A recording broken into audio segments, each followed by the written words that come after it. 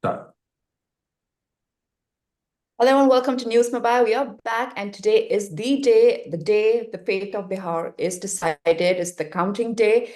And the news right now is that NDA has crossed the majority mark. NDA is around 146 plus. Mahagadbandhan is slowly inching, but still not there yet.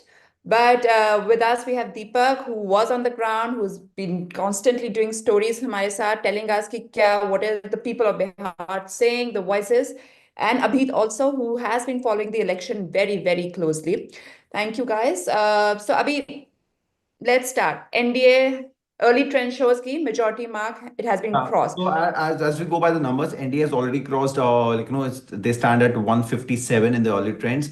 The Mahagathbandhan are at 75. So these are the latest numbers from the ground. Like these are the big two stalwarts which we are closely watching. And it seems as of now, though these are the early trends, but NDA crossing the majority mark, it's so early in the day, says a lot about these elections. And as we were talking in our earlier session, in the earlier live, what impacted this change. And sorry.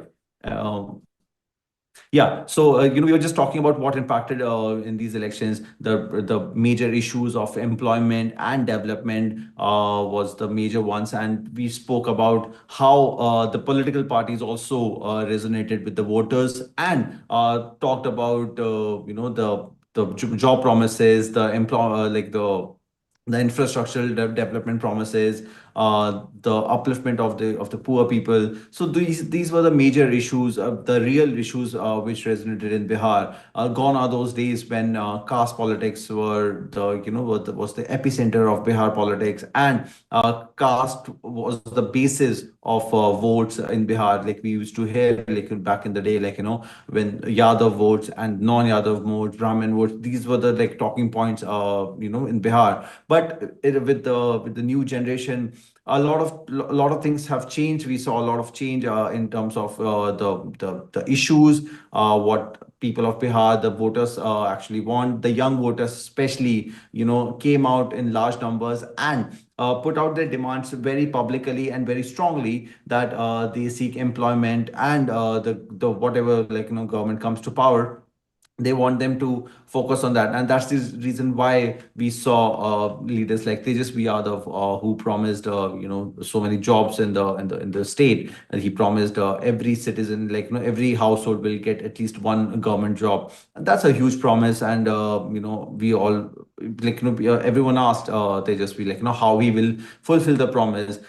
He did not have a strong answer to that. Where at the same time, the Mahagathbandhan, the alliance, sorry, the NDA alliance, which is led by the Nitish Kumar, like the JDU leader, he also spoke about the employment and the whole narrative of that sort. But from the ground, the real picture right now is that BJP and the NDA alliance is leading in over 150 seats, 157 to be precise.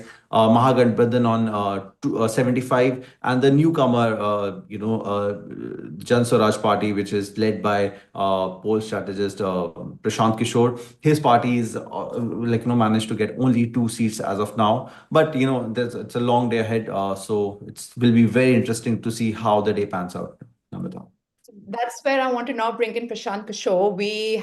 He was the popular guy who everyone, hoped and wished maybe, there would be some change this time. But right, like you mentioned, the results have not been too kind to him and his party. So what do you have to say about the party performance, Deepak, or Nabi? Like, what is it that's probably is not working in favor? What just didn't click? I mean, it's too soon to say actually, what didn't click. There could be multiple factors involved. Though Prashant Kishore has been working in Bihar for a really long time now, even before the election clouds hovered over Bihar, he was on the ground. He was also interacting with a lot of media. A lot of we saw we saw him on a lot of podcasts as well, over, say the span of 1.5 years, and he tried to resonate with the people of Bihar. He became a chatter and, a big serious topic of discussion in the Bihar politics and Bihar polls. In fact, the outreach has been such that, though he resonated in the different parts of the country, but it seems like he did not resonate with the people of Bihar.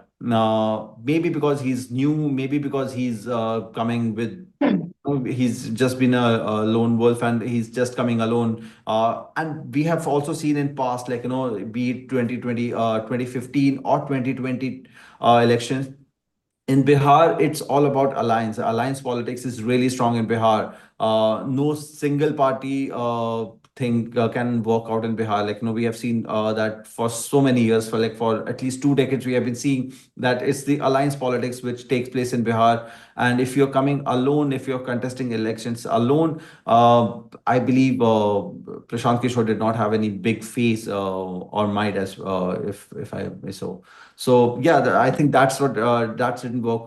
That didn't work for Prashant Kishore. But time will tell. How he comes back. And yeah.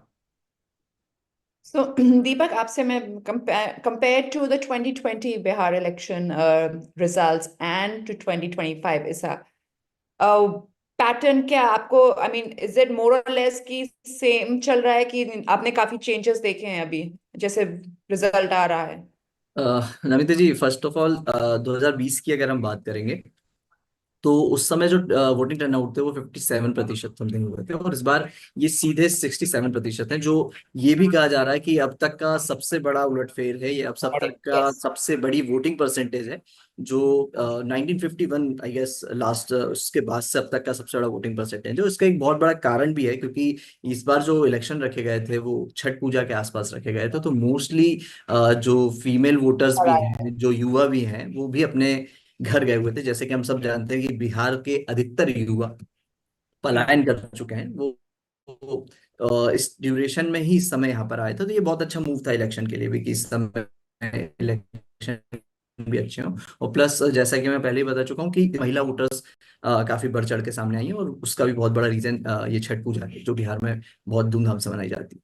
और यही जो difference है, ये 10% का जो difference है 2020 से लेकर 2025 में, यही शायद ये निर्णय लेगा कि इस बार जो भी पार्टी आए, महागठबंधन, जो कि नहीं लग रहा है कि महागठबंधन जल्दी करो परसेंटेज है, और हालांकि अपना तो ये तय करेगा कि इस बार महिलाओं द्वारा, युवाओं द्वारा ये, हालांकि इस बार का टर्नआउट बहुत अच्छा भी कि इलेक्शन के लिए जो लोग हैं सामने। जी बिल्कुल। और अब दो भाइयों के बारे में who are separate part, Tej Pratap, I think बहुत क्लोज फाइट भी चल रहा है, it's neck to neck kind of. SV Yadav had already we are coming back, तो व्हाट इज क्या, आई मीन, अभी आपको क्या लग रहा है कि भाई तेजस्वी यादव प्रशांत किशोर एक किंग है, जो 2014 में पीएम मोदी के इलेक्शन से लेकर नीतीश कुमार से लेकर अपने केजरीवाल तक उन्होंने सपोर्ट किया है, और उन्होंने पार्टी खड़ी करी है, नई पार्टी। लेकिन उनका सेपरेशन वो उनकी पार्टी के लिए माइनस पॉइंट हो गया। हालांकि ये भी था कि वो चुनाव लड़ेंगे, लेकिन उन्होंने चुनाव से जस्ट पहले कैंसिल कर दिया कि वो चुनाव नहीं लड़ेंगे, वो एक पार्टी के बिहाफ से ही लड़ेंगे। तो वो रीजन है कि अभी जनसुराज 3 पार्टी 2 या 3 सीट पे ही नजर आ रही है। तो वैसे ही तेज प्रताप यादव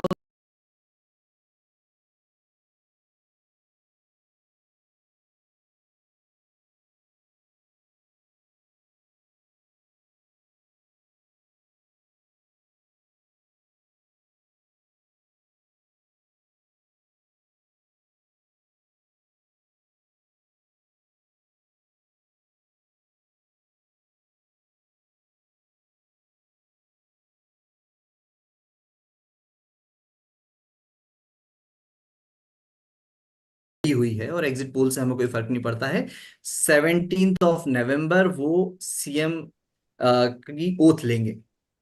तो एक वो जो ओवर कॉन्फिडेंस है वो साफ झलक में आया है, और आप रुझान भी देख रहे थे एग्जिट पोल के, और आज भी जब आप देख रहे हैं कि अभी आई गेस 10 बजने वाले होंगे, और इतने ही देर में एनडीए बहुमत हासिल कर चुकी है। तो ग्राउंड रिपोर्ट पे जो काम किए गए हैं ग्राउंड पे, वो चाहे एनडीए के हों चाहे महागठबंधन के हों, वो हमें रिजल्ट के दिन ही दिखने थे, और हालांकि वो हमें दिख भी रहे हैं। तो शायद एनडीए का काम इस समय बहुत ऊपर जा रहा है, और ये जो तेजस्वी प्रकाश हैं और तेज प्रताप का जो टकराव है, जो महागठबंधन की जी कमजोरी है, वो साफ नजर आ रही है। Thank you Deepak. अभी जैसे आपने बोला it's going to be 10 o'clock, numbers will change. We have to see कि will NDA continue keeping its hold and win and cross the winning line, कि महागठबंधन slow and steady आगे चले जाए. We'll please come back, join us again for our next live update. We'll have fresh numbers and we'll be in a better position to know कि आखिर कौन वो CM की कुर्सी पे बैठ रहा है. For sure. Yes for sure. Thank you.